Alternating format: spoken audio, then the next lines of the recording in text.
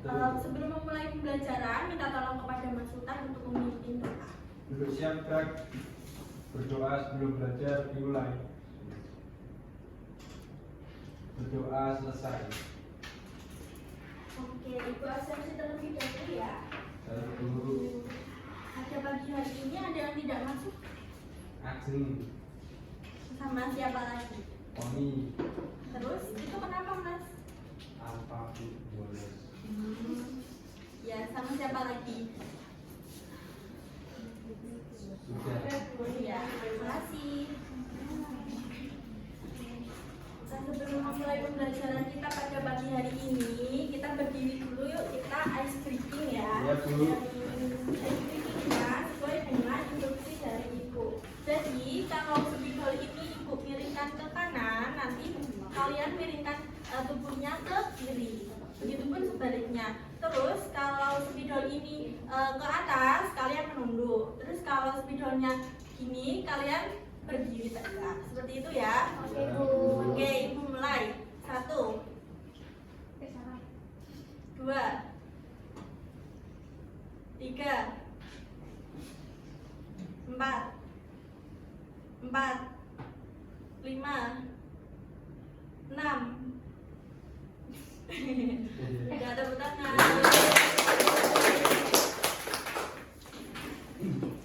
Oke, kita masuk ke materi tentang kaidah kebahasaan dari teks anekdot. Teman-teman ada yang sudah tahu atau mungkin pernah melihat gambar seperti yang Ibu contohkan? Ada yang sudah tahu mungkin di media sosial atau laman-laman lain? Ya, Bu. Ya. Jadi gambar ini merupakan salah satu contoh dari teks anekdot itu sendiri. Ibu bacakan ya. Jadi dari dolar itu sabar bro, badai pasti berlalu. Kemudian yang rupiah, heran gue yang masih gimbal itu, kita yang udah lokal gini masih kalah nilainya sama dia yang cuma hitam putih itu. Ada yang tahu nggak ini maknanya apa? Gimana Mas Sultan? Ya, Bu. Seperti sekarang ini kan rupiah melemah gitu. Iya. Satu dolar itu senilai dengan 17.000 rupiah. Nah, jadi mungkin sabar bro, badai pasti berlalu itu maksudnya adalah sabar, nilai rupiah yang sekarang anjlok itu pasti akan berlalu. Itu anekdotnya. Betul sekali. Kasih tepuk tangan. Jadi makna dari gambar ini merupakan gambar yang mana nilai rupiah sekarang itu mulai melemah berbanding terbalik dengan nilai dolar yang semakin meninggi. Seperti itu. Jadi contoh ini juga berkaitan dengan materi yang akan kita pelajari pada pagi hari ini, yakni tentang kaidah kebahasaan dari teks anekdot. Jadi tujuan utama kita untuk manfaatnya untuk memahami teks anekdot dan juga kaidah kebahasaan adalah supaya teman-teman itu nantinya bisa membuat teks anekdot dengan baik dan juga benar, dengan bahasa kemudian strukturnya yang baik dan benar, sehingga teman-teman akan menghasilkan makna dan juga kesan sesuai dengan kritik sosial. Ya, tujuan pembelajaran. Jadi pada pagi hari ini tujuan pembelajarannya itu ada dua. Yang pertama adalah teman-teman nantinya akan mampu untuk menjelaskan fungsi kaidah kebahasaan dalam teks anekdot dengan tepat. Kemudian untuk yang kedua adalah teman-teman itu akan mampu untuk menganalisis penggunaan kaidah kebahasaan dalam teks anekdot berupa pertanyaan retoris, kemudian ada nota, secara kerja material, secara tepat dan juga kritis. Oke, sebelum masuk ke pembelajaran inti, Ibu akan menjelaskan terlebih dahulu langkah-langkah pembelajaran kita pada pagi hari ini. Jadi nanti teman-teman akan menyimak penjelasan dari Ibu, kemudian teman-teman juga akan mengerjakan beberapa kuis. Nanti teman-teman bisa aktif ya, aktif bertanya, kemudian menjawab kuis-kuis maupun pertanyaan dari sesama teman kalian. Nah, semoga teman-teman juga bisa memahami tentang kaidah kebahasaan ini ya. Oke, langsung saja masuk ke materi. Nah, baru masuk ke materi langsung disuguhkan dengan apa itu kaidah kebahasaan teks anekdot. Ada yang sudah tahu? Ya. Oke. teks anekdot adalah aturan umum yang digunakan dalam suatu jenis teks dalam teks anekdot. Dan kaidah ini berfungsi untuk menyampaikan kritik sosial. Jadi terutama jadi benar ya seperti yang dibilang Mbak Salwa terkait kaidah pembahasan teks anekdot itu adalah aturan umum dalam suatu teks. Fungsinya sebagai apa dalam teks anekdot? Fungsinya adalah untuk menyampaikan makna berupa kritik sosial. Oke, langsung saja masuk ke slide berikutnya. Kemudian kaidah pembahasan teks anekdot ini yang pertama ada pertanyaan retoris. Apa itu pertanyaan retoris? Ada yang sudah langsung terlebih dahulu. Setahu saya pertanyaan retoris itu yang tidak membutuhkan. Oke. Jelas jawabannya. Ya, betul sekali. Tepuk tangan. Jadi pertanyaan retoris adalah kalimat yang tidak membutuhkan jawaban ya teman-teman. Atau bisa dikatakan jawabannya itu sudah jelas. Misalnya seperti contoh, memangnya kita bisa hidup tanpa makan dan minum selamanya? Jawabannya pasti tidak bisa ya teman-teman. Karena sejatinya makhluk hidup seperti kita, jadi manusia itu membutuhkan makanan, minuman untuk tumbuh dan juga berkembang.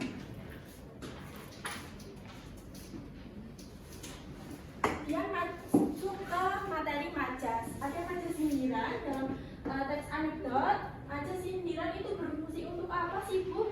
Untuk mengungkapkan maksud ataupun gagasan berupa sindiran.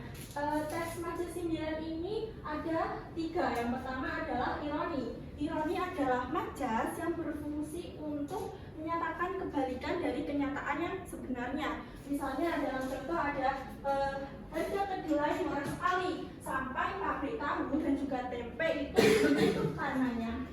Ada yang tahu maknanya? Makna dari kedelai murah sekali ini gimana ya? Kok dikatakan sebagai majas ironi atau majas yang berbanding dalam berbanding terbalik dengan keadaan nyata? Oke, Mbak Salwa. Jadi maksud dari harga kedelai murah sekali itu maksudnya mahal sekali. Nah, sampai-sampai pabrik tahu dan tempe itu tidak bisa produksi karena saking mahalnya kedelai. Oke, tepuk tangan. Sekali ya teman-teman. Jadi maksud dari murah sekali di contoh adalah mahal. Yang mana harga kedelai ini tuh mahal sampai pabrik tahu dan juga tempe itu bisa tutup selamanya. Kemudian yang kedua itu ada majas sinisme. Apa sih fungsi dari majas sinisme itu? Majas sinisme berfungsi sebagai ajakan atau sindiran dalam menggunakan kata-kata yang kurang baik. Contohnya ada, untuk apa punya banyak uang jika makan saja harus diatur timbangannya. Ada yang tahu tidak maksudnya ini apa? Kenapa dikatakan majas sinisme atau sebagai ejekan? Kenapa? Ayo, ada yang tahu? Oke, Ibu jawab ya.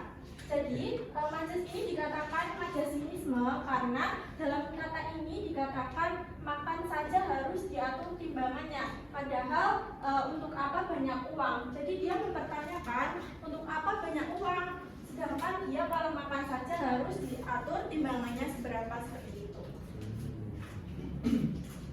Oke, kita masuk ke majas yang ketiga. Ada majas sarkasme. Fungsinya untuk apa Ibu? Fungsi tersendiri dari majas sarkasme adalah berfungsi untuk menyinggung, kemudian menyindir, kemudian untuk menyerang dalam kata-kata yang terlalu kasar. Misalnya, pada contoh, ada sudah tahu tidak punya uang, masih saja ingin pergi liburan, jangan mimpi. Nah, kata jangan mimpi ini itu kan kasar ya teman-teman.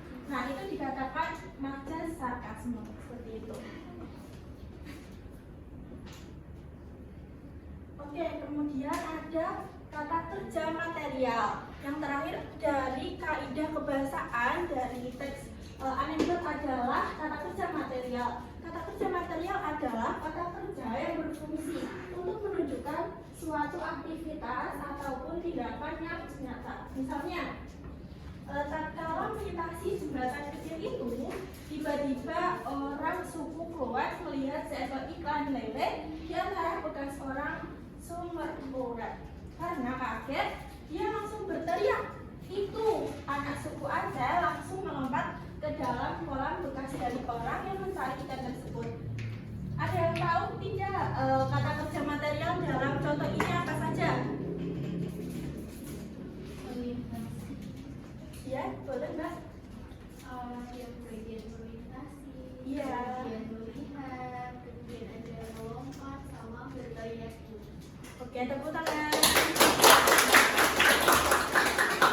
Betul sekali ya teman-teman, karena kata kerja material merupakan kata kerja yang berfungsi untuk menunjukkan suatu aktivitas maupun kegiatan yang dilakukan secara nyata.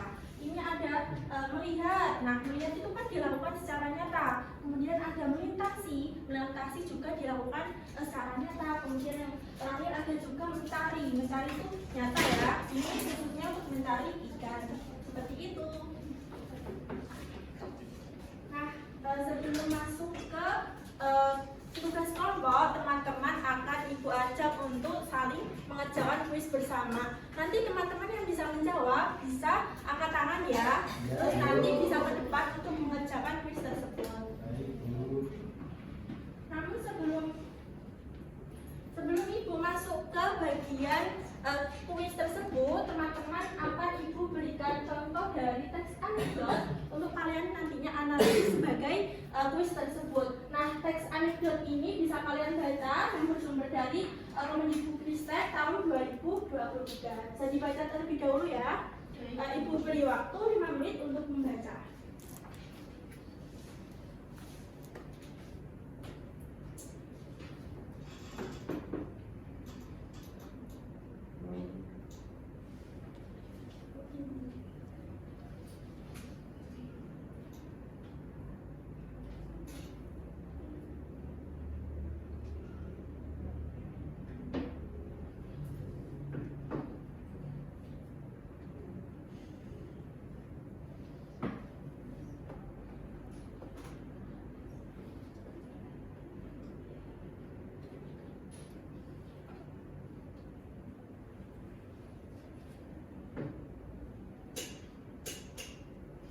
Sudah selesai teman-teman? Oke, kita masuk ke kuis ya. Kuis ini berkaitan dengan contoh ini. Nah, nantinya setelah teman-teman membaca contoh ini, harapan Ibu teman-teman bisa memahami contoh ini berdasarkan kaidah yang tadi sudah Ibu jelaskan. Seperti itu. Nah, nomor 1 nih ada melihat, kemudian makan, kemudian bayar. Ada yang tahu nggak jodohnya itu yang mana? Di poin 1, 2, 3, 4, 5, 6, atau 7? Ada yang bisa menjawab? Saya ulangi ya. 1, 2, 3. Oke, Mas Sultan. Nomor 7 sebetulnya. Nomor 7 ini. Ya. Oke, kita coba ya.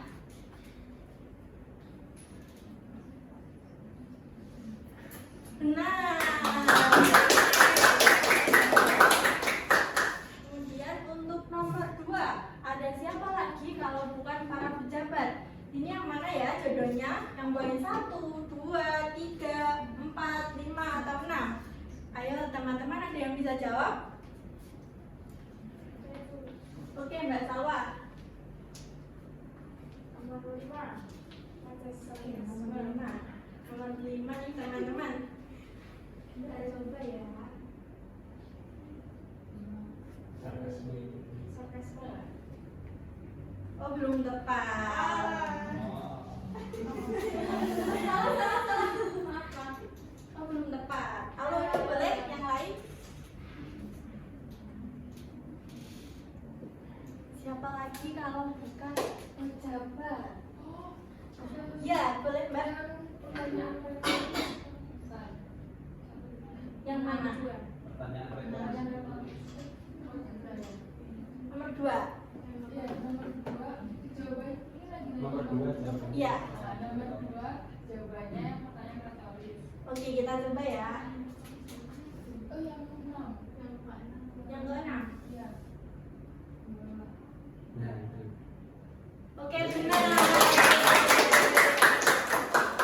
Oke, kita masuk ke nomor 3 ini apa ya? membosankan, itu hanya masalah kecil. Ini yang termasuk yang majas sinisme, pertanyaan retoris, majas ironi, pertanyaan retoris, atau majas sarkasme. Yang mana ini? Ada yang bisa menjawab? Oke. Majas ironi Bu yang nomor 3. Oke, kita coba ya.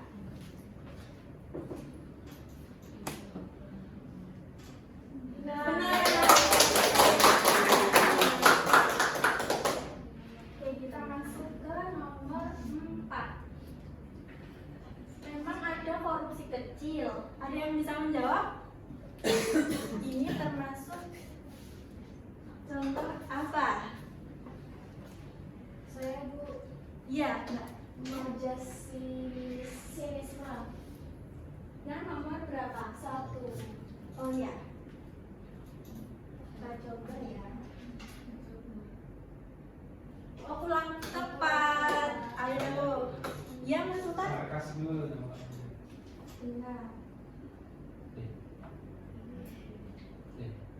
Yang mana ayo?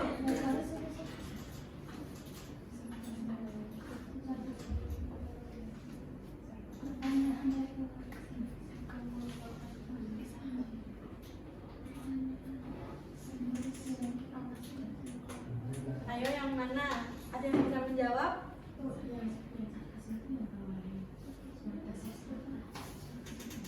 Iya, nggak salah. Pertanyaan retoris yang kedua. Yang kedua.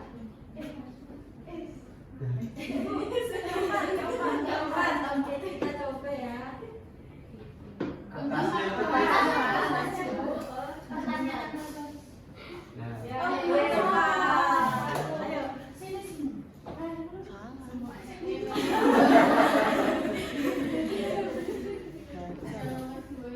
Nomor 1 Bu. Iya, nomor 2. Kan nomor 1 udah. Coba nomor 1 dulu ya. nggak ada.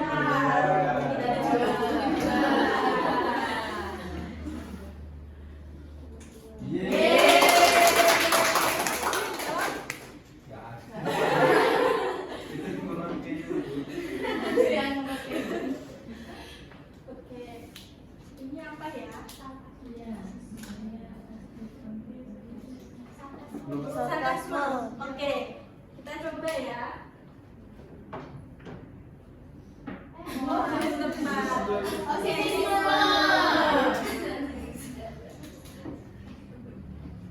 Yeay.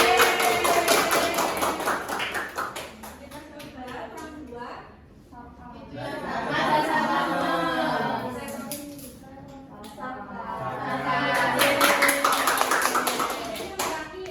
Itu retoris.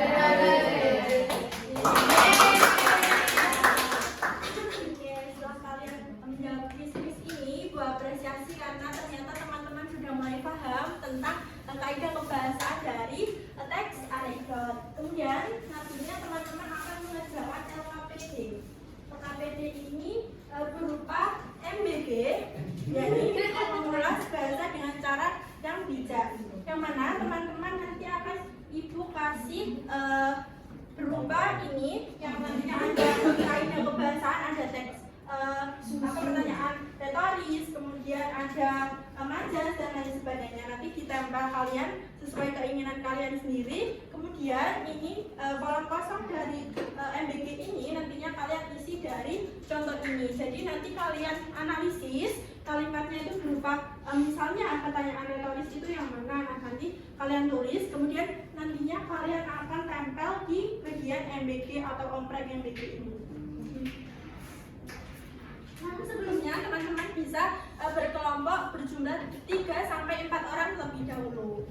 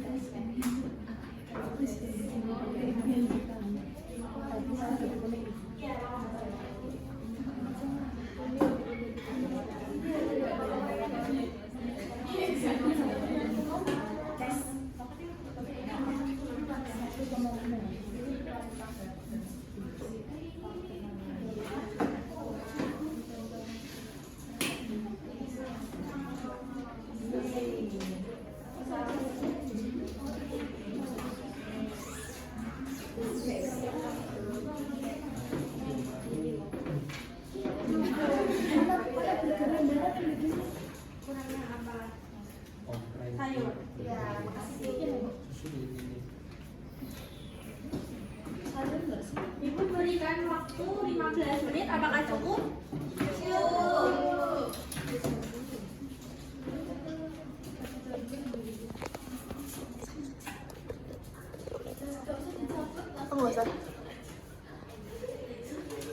Panjang ya. Apakah ada yang ditanyakan? Ini ada 2 Bu. Iya, nggak apa-apa kan? Oke. Nanti kalian tulis contohnya di sini ya, ini termasuk ngeces apa gitu ya. Apa ada yang kesulitan? Tidak Bu. Nanti kalian tulis contohnya ini berdasarkan kaidah kebahasaannya ya. Iya Bu. Ya, Bu. Tidak kurang kosong. Tidak Bu, aman. Sudah ada panjangnya.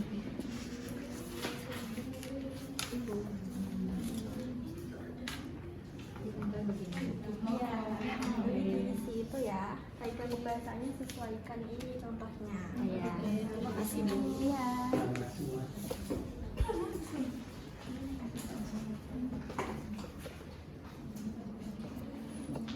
Kalau teman-teman sudah selesai semua, sudah oke. Boleh kelompok siapa yang mau maju? Oke. Yeay.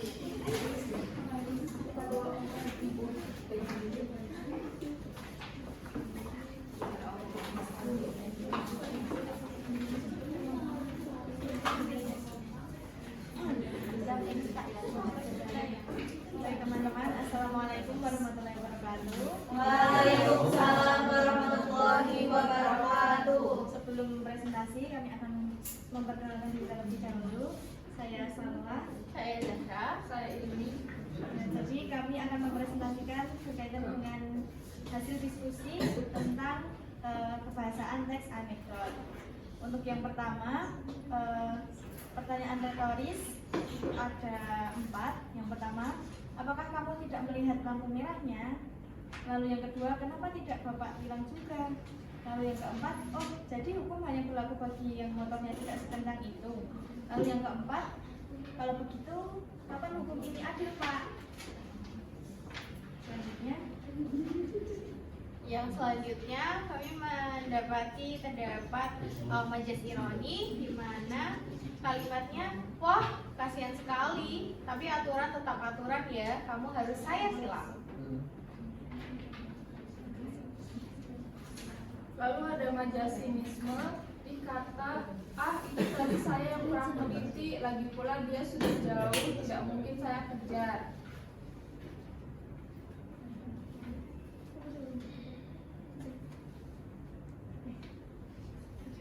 oke Bu. Oke, tepuk tangan. Ya, boleh duduk. Boleh duduk. Baik, kami tutup. Wassalamualaikum warahmatullahi wabarakatuh. Waalaikumsalam warahmatullahi wabarakatuh.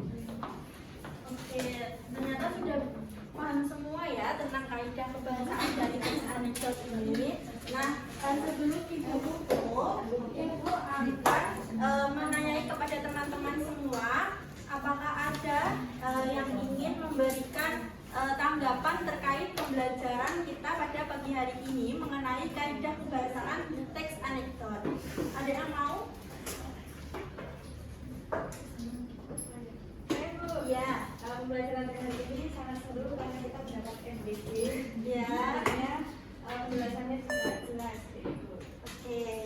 Apakah Mbak Salwa sudah memahami tentang kaidah kebahasaan? Ya, terima kasih. Oke.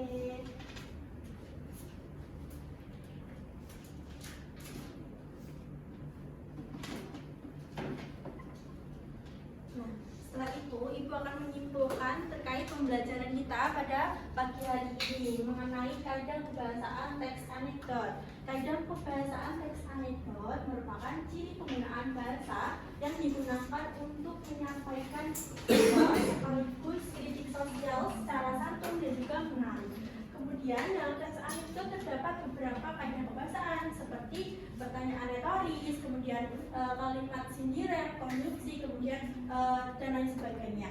Kemudian penggunaan kaidah kebahasaan tersebut menggunakan teks anekdot menjadi lebih hidup, lucu, kemudian mudah untuk dipahami pembaca. Oleh karena itu, pemahaman terhadap kaidah kebahasaan sangat penting, mampu menganalisis serta menyusun teks anekdot dengan tepat dan juga kreatif. Oke, sebelum Ibu tutup, minta tolong kepada Mas Sultan untuk memimpin berdoa. Duduk siap, kita berdoa mulai. Berdoa selesai. Ibu cukupkan, kurang lebihnya mohon maaf. Wassalamualaikum warahmatullahi wabarakatuh. Waalaikumsalam